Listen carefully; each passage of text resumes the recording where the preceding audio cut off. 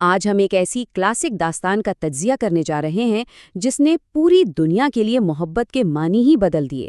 جی ہاں، ہم بات کر رہے ہیں شیکسپیئر کی مشہور زمانہ تخلیق رومیو اور جولیٹ کی۔ یہ محض ایک روایتی کہانی نہیں ہے، بلکہ ایک ایسا شاہکار ہے جہاں بے پناہ جذبہ، گہری نفرت اور قسمت کے ظالمانہ کھیل آپس میں ٹکراتے ہیں۔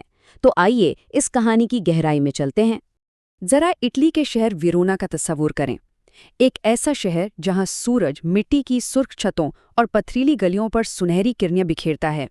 بظاہر دیکھنے میں یہ ایک ہنستا مسکراتا اور زندہ دل شہر لگتا ہے، لیکن اس خوبصورت اور دلکش روپ کے پیچھے ویرونا دراصل ایک بہت گہرا اور خاموش زخم سہے ہوئے ہے، ایک ایسا زخم جو کبھی بھر نہیں پایا۔ اب آتے ہیں اس قدیم اور خونی دشمنی کی طرف جس نے اس پورے شہر کو دو حصوں میں تقسیم کر رکھا تھا۔ ایک ایسی نفرت جس کی اصل وجہ شاید سب بھول چکے تھے، لیکن اس کی آگ اب بھی پوری شدت سے بھڑک رہی تھی۔ یہ شہر بنیادی طور پر دو طاقتور خاندانوں کے درمیان بٹا ہوا تھا۔ ایک طرف مونٹیگیو خاندان ہے جس میں ہمارے پاس رومیو ہے جو محبت کا متلاشی اور تھوڑا سا خوابیدہ سا ہے، اور اس کا انتہائی پرسکون اور سلجھا ہوا دوست بینولیو ہے۔ اور دوسری طرف کیپولیٹ خاندان ہے جہاں غصے اور جذبات سے بھرا ٹائبلیٹ موجود ہے۔ یہ دونوں خاندان رتبے اور طاقت میں بالکل برابر ہیں، لیکن بدقسمتی سے ایک دوسرے کے خون کے پیاسے ہیں۔ اور پھر اس شدید کشیدگی اور نفرت کے بیچ پہلی نظر کی محبت جنم لیتی ہے، ایک ایسی فیصلہ کن ملاقات جو سب کچھ بدل کر رکھ دے گی۔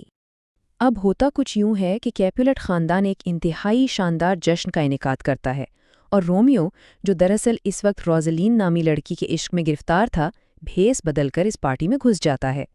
لیکن وہاں اچانک اس کی نظر نوجوان جولیٹ پر پڑتی ہے۔ جولیٹ کو دیکھتے ہی وہ حیرت اور بے پناہ کشش کے عالم میں پکار اٹھتا ہے کہ اس لڑکی کی چمک نے تو مشلوں کو بھی ماند کر دیا ہے۔ ذرا اس شاعرانہ انداز پر غور کریں۔ رومیو اسے کوووں کے درمیان ایک سفید فاختہ سے تشبیہ دیتا ہے۔ وہ یہ استعارہ اس لیے استعمال کرتا ہے کیونکہ اسے محسوس ہوتا ہے کہ جولیٹ کی خوبصورتی اس دنیا کے لیے اور خاص طور پر اس کے ارد گرد موجود عام لوگوں کے مقابلے میں بہت زیادہ قیمتی اور الہامی ہے۔ اسے لگتا ہے کہ آج کی رات سے پہلے اس نے زندگی میں کبھی سچی خوبصورتی دیکھی ہی نہیں تھی۔ لیکن بات صرف رومیو تک محدود نہیں رہتی۔ دوسری طرف جولیٹ کے جذبات کی شدت بھی کسی طور کم نہیں۔ وہ بھی اسی جنون کا شکار ہو چکی ہے، اور وہ انتہائی بے تابی کے ساتھ رات سے التجا کرتی ہے کہ وہ جلدی آئے اور اپنے اندھیرے کی چادر میں اس کے محبوب رومیو کو چھپا کر اس تک لے آئے۔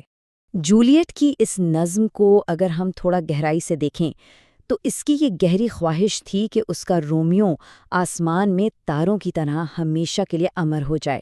وہ چاہتی تھی کہ دنیا چبھتے ہوئے اور تیز سورج کو بھول جائے اور صرف رات کی خوبصورتی اور اس کے رومیو کی چمک سے محبت کرنے لگے۔ یہ محبت کی ایک انتہائی گہری اور جنونی کیفیت تھی۔ یہی وہ دیوانگی اور جنون تھا جس نے ان دونوں کو ایک ایسا قدم اٹھانے پر مجبور کیا جس نے ان کی قسمت کو سیدھا چیلنج کر دیا، یعنی ایک خفیہ شادی۔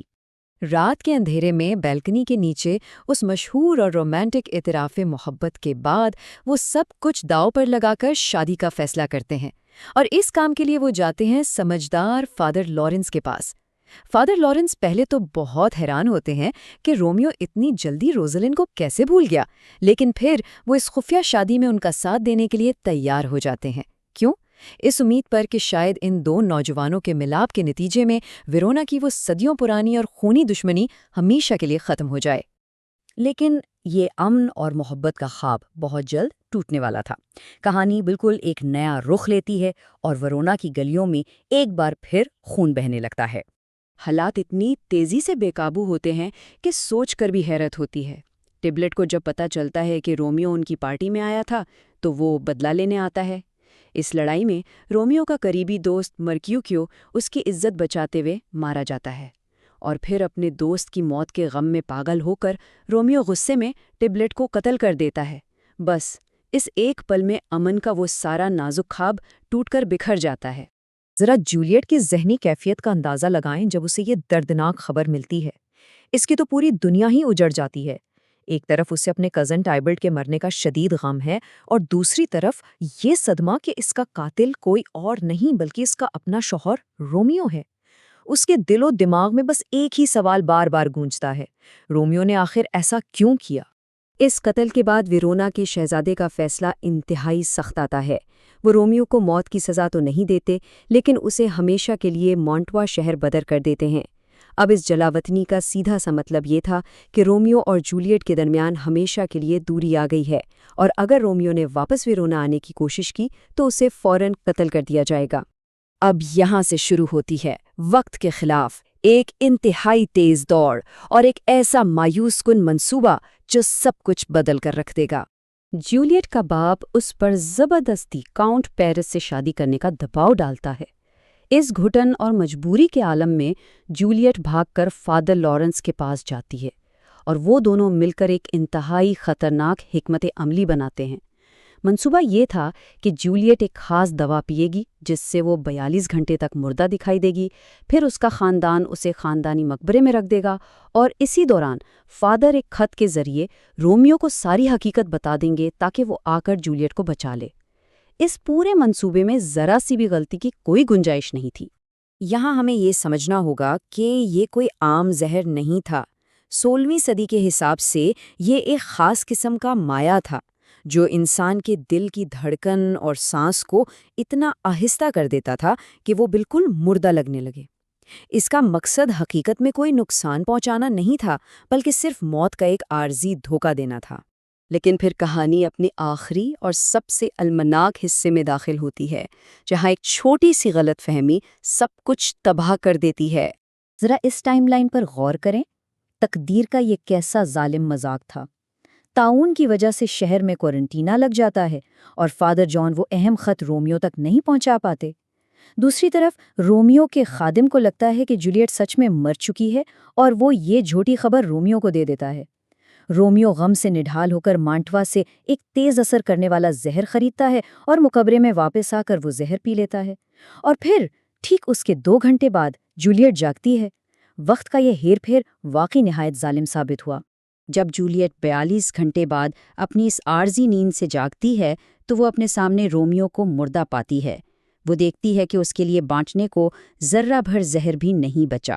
اس انتہائی کرب اور دکھ کے عالم میں وہ رومیو کا خنجر اٹھاتی ہے اور صرف اتنا کہہ کر اپنی جان لے لیتی ہے، یہ تمہارے لیے ہے میری جان۔ فادر لارنس بعد میں جب سب کو اس خفیہ شادی اور دوا کا سارا سچ بتاتے ہیں، تب جا کر ان دونوں دشمن خاندانوں کیپیولیٹ اور مونٹیگیو کو اپنے اس کھوکھلے غرور کی اصل قیمت کا احساس ہوتا ہے۔ وہ قدیم خاندانی دشمنی جو ان کی زندگیوں میں کبھی ختم نہ ہو سکی، بالآخر ان 2 نوجوانوں کے مشترکہ غم اور موت پر آ کر ہمیشہ کے لیے دفن ہو جاتی ہے، اور وہ محبت کرنے والوں کی یاد میں سنہری مجسمے بنانے کا وعدہ کرتے ہیں۔ تو اس سارے داستان کے بعد ایک بہت بڑا سوال پیدا ہوتا ہے۔ جب امن اتنی بڑی اور جان لیوا قربانی کے بعد حاصل ہو تو کیا واقعی وہاں محبت نفرت کو فتح کرتی ہے، یا پھر یہ المیہ اور یہ تباہی ایک ایسا نشان چھوڑ جاتی ہے جو ہمیشہ کے لیے ایک نہ مٹنے والا درد بن جاتا ہے؟